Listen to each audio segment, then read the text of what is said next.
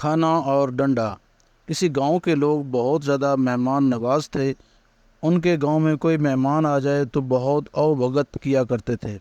ایک دفعہ ان کے گاؤں میں ایک مہمان آیا۔ گاؤں والوں نے اس کے آگے طرح طرح کے کھانے دسترخوان پر چن دیے، ساتھ ہی ایک بڑا سا ڈنڈا رکھ دیا۔ مہمان کھانے دیکھ کر بہت خوش ہوا، لیکن ڈنڈا دیکھ کر ڈر گیا۔ میزبانوں سے پوچھا، یہ ڈنڈا کیوں رکھا ہے؟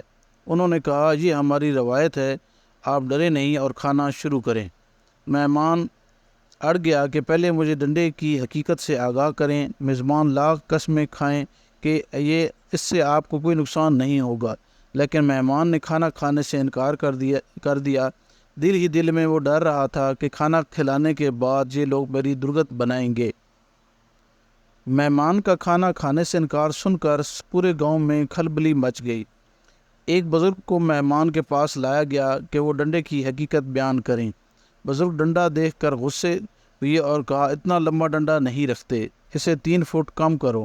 ڈنڈے کو فوراً 3 فٹ کم کیا گیا، لیکن مہمان اب بھی کھانے سے انکاری تھا۔ وجہ ڈنڈے کی اب بھی لمبائی 5 فٹ تھی۔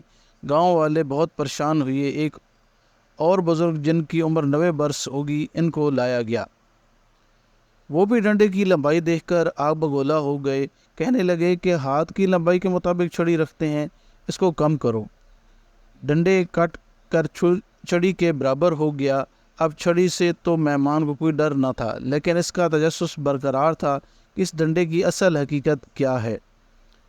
آخر ایک بزرگ جن کے بھاؤں اور پلکوں کے بال تک سفید تھے، ڈنڈا ڈولی کر کے لایا گیا۔ انہوں نے چھڑی دیکھ کر تو برس پڑے اور کہنے لگے، پیالی میں ایک تنکا رکھا جاتا ہے تاکہ اگر مہمان کے دانتوں میں گوشت کا کوئی ریشہ رہ جائے تو وہ اسے نکال سکے۔ ڈنڈے کی حقیقت جان کر مہمان نے سکون کا سانس لیا، پیٹ بھر کر کھانا کھایا اور گاؤں والوں کا شکریہ ادا کر کے اپنی راہ لی۔